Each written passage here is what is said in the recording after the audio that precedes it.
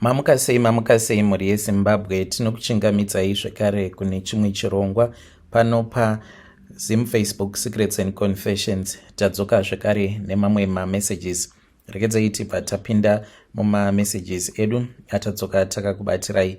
Message yedu yekutanga yakamira sekudai so: hanzi makadi zvenyu mukoma, ndinokumbirawo kuti munge muchindiposterawo nyaya yangu makaviga chitupa changu.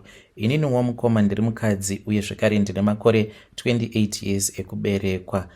Mukoma, zvimwe zvinhu zvacho hazvitauriki, ende unoti ukazvitaura unopedzisira wava kuita sekunge munhu ava kupenga, nekuti wose wandinoudza mukoma, munhu iyeye anokwanisa kungondibvunza kuti zvinhu zvakadaro asikana zviriko here, kana kuti maybe matova neproblem.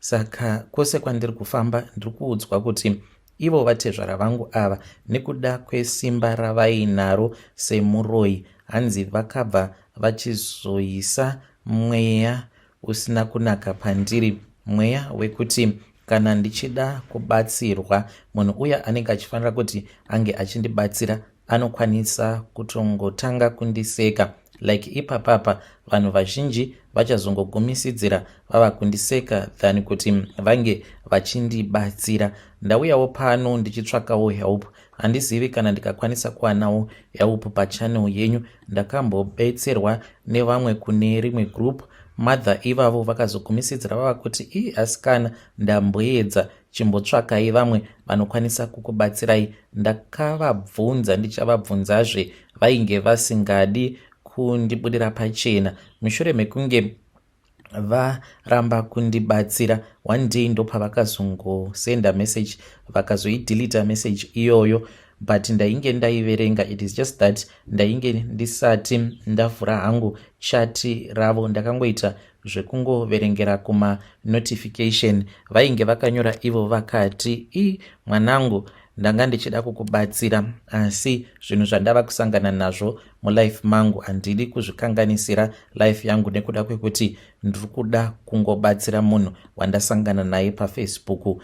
Kubva ngazvigare hazvo. Simba randiinaro harina kuwanda sesimba rina vatezvara vako. Kwava kudhilita message iya. Ndakazovhura zvangu ndikabva ndati koma tiko nai madzimai, vakabva vatondibloka same time, vakati iwe unonetsa kuti unenge uchida kubatsirwa mahara. But pavakatanga kundibatsira vainge vachitoti ivo vainge vasingadi kundibhadharisa mukomanashi, but after that vakabva vandibloka, vakabva vati unonetsera kuti uri kuda kubatsirwa mahara. Ndamboedza kuti ndinge ndichifambawo ndichienda mumaprofita akasiyana-siyana nemudzin'anga. Kana ndikangosvika pamba pekuti munhu anenge achibatsira anenge ari mukadzi, ndinozotobvapo ndava kutukwa like svondo rapera iro mukomanashi. Ndakaenda pamba pevamwe madzimai avo vainge vachinzi vanobatsira chaizvo, vanowanikwa muno muHarare. Ndasvika pamba pavo mukoma, painge paine vanhu vainge vakati one day taitosvika kuma14 ikoko, ndokubva ndagarawo muline. Saka pane umwe mukadzi uyo akasemuka achienda kunotenga spirit. Vakangoya paari vakati endai munotenga spirit, ndokubva aenda paya achinonotenga spirit. Saka takazosara tichipusha line. Mukadzi uya paakadzoka akabva ati ko mazozvifambisa sei, because ndainge ndatova padhuze nekuti ndinge ndichienda kunoshandirwa. Madzimai vaya mukoma ndichiri kuedza kurondedzera kwava kutohakira, vakabva vatoti kwandiri avo ngavambodzokera kumba kwavo. Ndagara ndavaona vane meso. Ndakanyadziswa mukoma pamberi pevanhu, ndikabva ndatonzi namadzimai vacho ivavo, muchazodzoka zvenyu kana mava kuda kuita zvekushandirwa, pano hatiiti zveconfusion. Vakatondidzinga pamba pavo mukoma. Ndakasimuka ndikatora chibhegi changu ndikabvapo ndichiita sekunge ndicharidza mhere nekuchema. Ndainge ndichingoti nhai Mwari. Saka mhosva yangu ndeyeyi, kwose kwandiri kungofamba kuti ndinge ndichibatsirwa, at the end of the day ndinokwanisa kuzongodzingwa. Imwe n'anga yakaita sekunge ichandibata chibharo mushure mekunge ndaenda kumba kwayo, ikabva yanditi wozodzoka mangwana. Pandakadzoka mangwana acho makuseni, yakabva yachizondeti ndichakushandira mubedroom mangu nekuti kumatare hakusati kwagadzirwa. Ndava kupinda mubedroom muya ndikabva ndachizoona kuti pamubhedha painge paine butiro rainge riripo. Akabva achizotanga kundibata murume uya ndikachizobudamo mubedroom muya akabva ati kana ndainge ndichida kubatsirwa naye ndodzega dzainge dziri nzira dzekuti chikwambo chavatezvara vangu chinge chichizotanga kundisema. Mukomanashi ndiri mudzimai ende ndine makore 28 years ekuberekwa. Awa ndiwo mashura andiri kusangana nawo mumusha mandigere mandakaroorwa. Inini nemurume wangu takabva kuSouth Africa mushure mekunge zvinhu zvaoma. Saka murume wangu aigara achingondiudza kuti vatezvara vangu ivo vane mamaini. Ndikamubvunza kuti kosei ainge asingadi kuti tinge tichidzokera kumusha titangewo kushandidzana navatezvara because iye ainge achingoshandawo basa remugarden, iniwo ndichingoshanda samaid. Saka ndaiti kana ndikatanga kufunga nezvazvo zvekare ndaiti kana akandiratidza mapictures evabereki vake neupenyu hwatainge tichirarama ndaingoona zvakangooma. Saka holiday yeEaster yadarika ndo patakabva tachizouya kunoko kuZimbabwe nemurume wangu. Hatina kuzombodzokera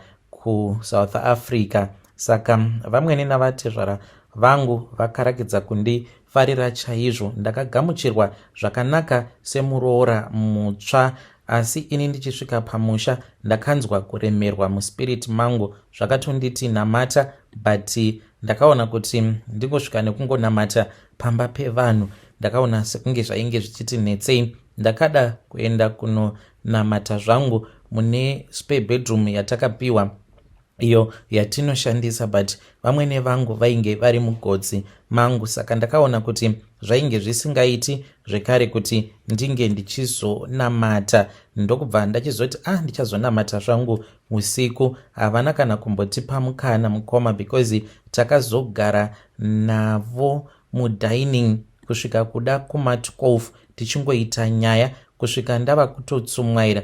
By the time patakazobvako kudining ndakangosvika nekutongorara. Ndakazorota vamwe gogo vangu vachiti kwandiri, watozvinonokera iwe, ungadai wanamata, tariraone kuti kunze kwava kutoyidza usina kunamata, ameno zvako uchadyiwa nezvinhu. Saka ndakavhunduka. Pandakavhunduka ndichimuka ndichitarisa foni yangu ndokubva ndaona kuti nguva dzainge dzichitoti past 6 mukoma. Apa ndiri munhu wekuti kana ndakarara ndinongorara nichingopepuka, but kubva zvandakatanga kugara pamba pevabereki vemurume wangu mukoma, kana ndikarara ndinorara ndichiita sekunge munhu anenge akafa. Handimuki zvekumhanya ende ndaisimuka kuma4 kuma5, asi kuno ndinomuka kana kuma7 kuma8 apa ndinenge ndakaneta.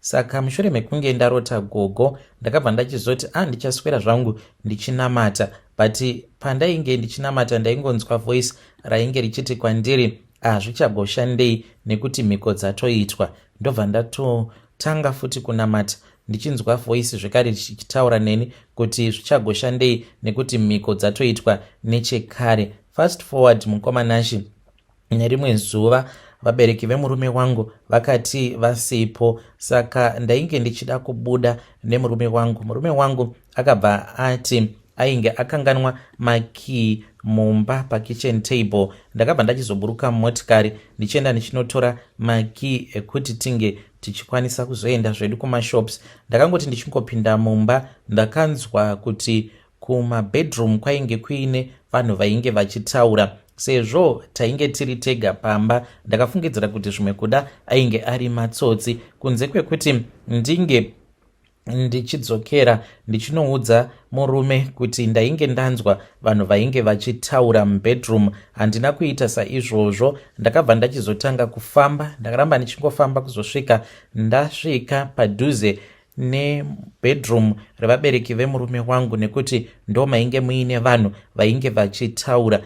dhoo rainge rakavhurwa mukoma. Ndakangodongorera zvishoma ndikabva ndachizoona zvidhoma zvainge zviri pamubhedha zviri zviviri, chikono nechikadzi zvainge zviri bhizi zvichiita lula. Ndo zvandakaona mukoma. Ndakazongopepuka ndakaradzikwa pamubhedha nemurume wangu. Iye anoti akaona nguva yareba kubva zvandainge ndapinda mumba ndikasadzoka nemakii emotikari. Saka anoti akatozonditevera achitopopota achifungidzira kuti zvimwe kuda ndainge nditori bhizi nemakeup, but akachizoona ndainge ndakadonhera pafloor ndiri mupassage. Saka paakazotanga kundibvunza kuti chii chainge chaitika, ndakatonzwa voice rakataura rainge riri muceiling rikati, usataura, kana ukataura unofa. Handina kukwanisa kumuudza.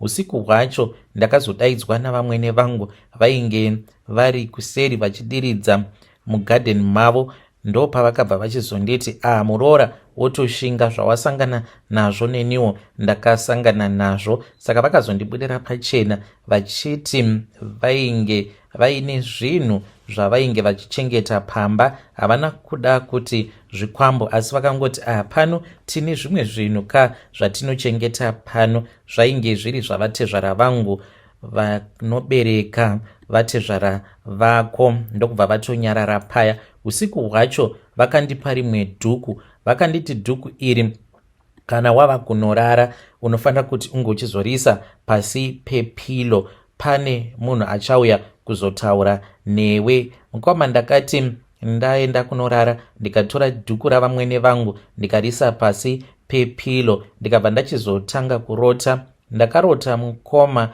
ndichidaidzwa panze. Ndokubva ndachizomuka ndikatoedza kutomutsa murume wangu, ndikanzwa voice zvikare raita sekunge ravamwene vangu vachinditi musiye akarara, haana kana chaanombonzwa, uya uri wega. Ndikatobuda panze. Ndokubva ndachizoona vatezvara vangu vainge vakafuratira vakatarisa kune miti yemubhanana. Ndokubva machizotanga kubuda zvimwe zvinhu zvaibuda zvichinyangarika.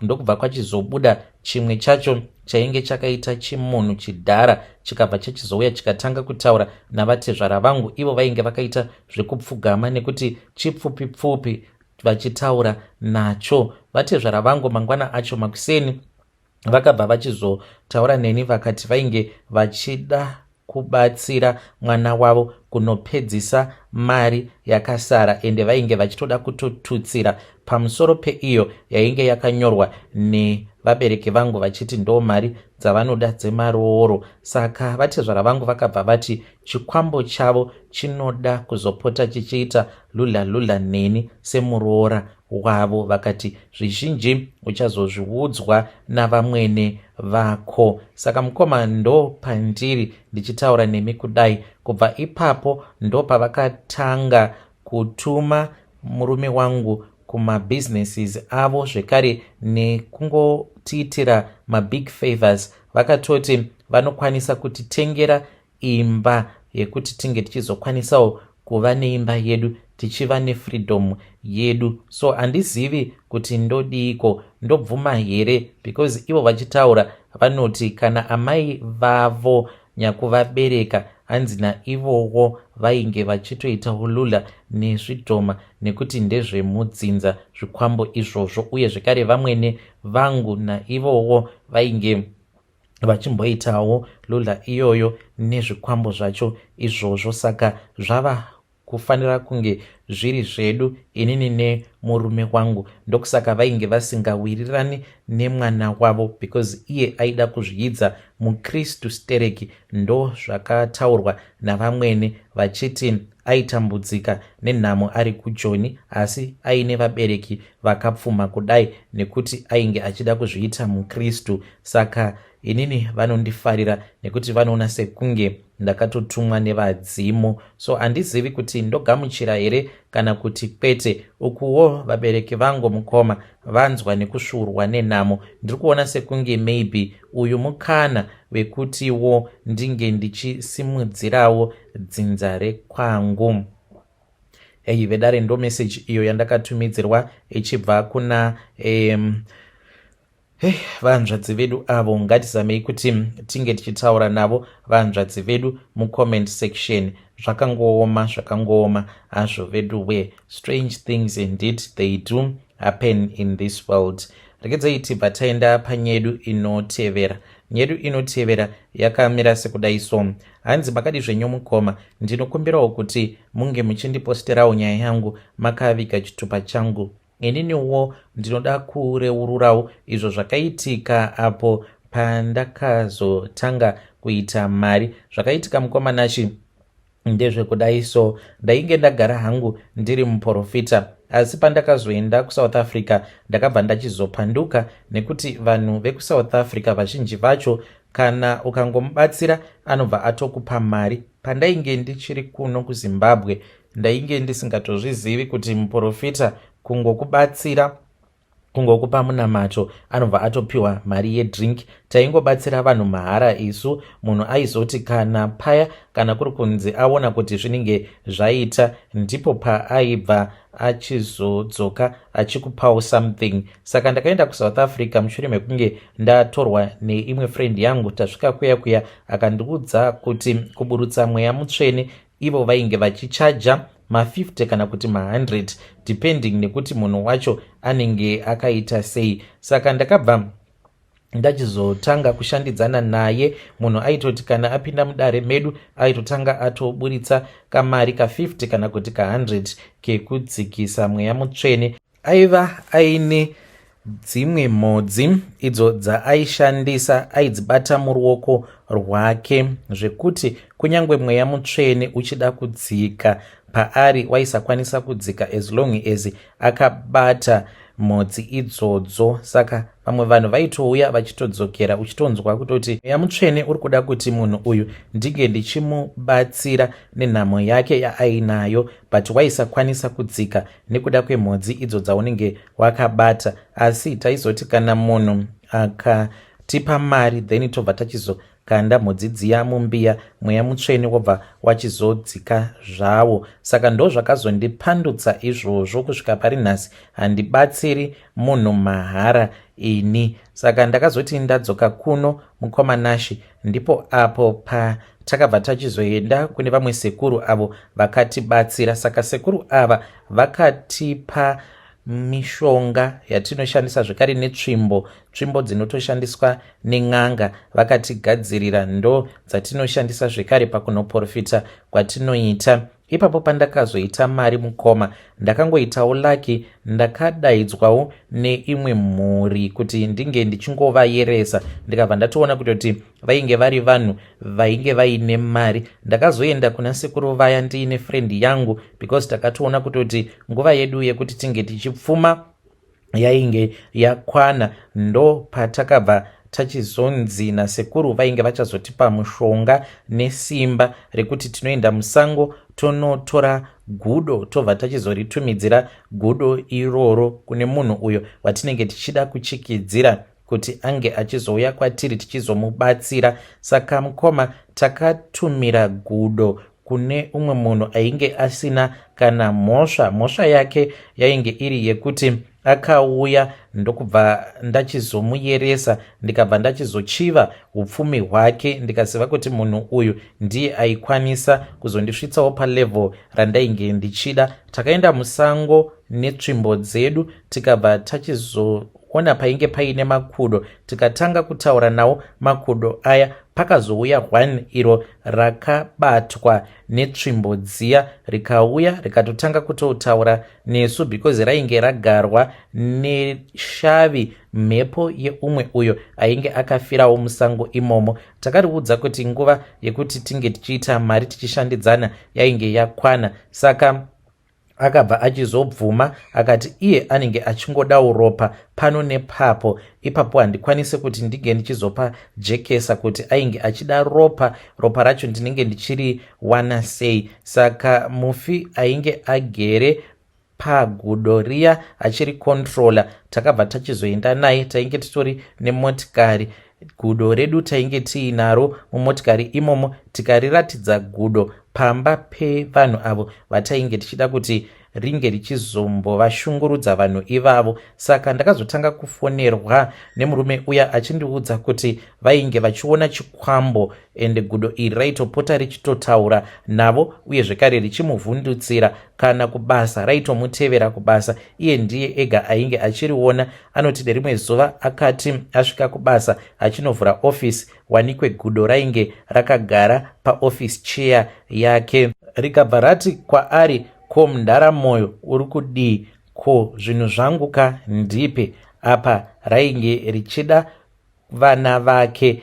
kuti ringe richivaita vakadzi. Akachizouya kwandiri ndikabva ndachizomubatsira ndikaribata gudo riya tikabva tachizoriuraya. Takangouraya zvedu gudo iri chiri chisikwa chaMwari, but mweya wemufi uya watakasangana nawo musango uchitaura iwo kuti wainge wanzwa nekudzungaira uri pakati pesango, tikazomupa basa rekuti kana tiine munhu anenge auya kwatiri tikaona kuti anenge aine mari anomboenda obva ambonoshungurudza munhu iyeye achiwedzera matambudziko zvekare nekurwarisa vana vemunhu wacho kuti tinge tichiramba tichingoita mari. Saka ndo secret yangu iyo yandiinayo. Ndakarombera chiprofita uye zvekare ndinokwanisa, ndine simba rekuti ndinge ndichitumidzira munhu gudo sechikwambo. Munhu kana akazouya kwandiri ndochizoparadza gudo riya. Ndo maitiro acho avo atiri kuita mari munyika yedu yeZimbabwe. Vedare ndo message iyo yandakatumidzirwa ichibva kuna madzibaba avo. Zvakangooma hazvo veduwe, zvimwe zvacho zvinotyisa, asi ngatizamei kuti tinge tichitaura navo mucomment section. Naimi zvazvinotyisa. Hanzi mistake yake yaakaita ndeyekuti akauya kwandiri semunhu ane mari, ndikazviona kuti wainge uri mukana wekuti ndinge ndichitopfumirawo paari. Yamahwani.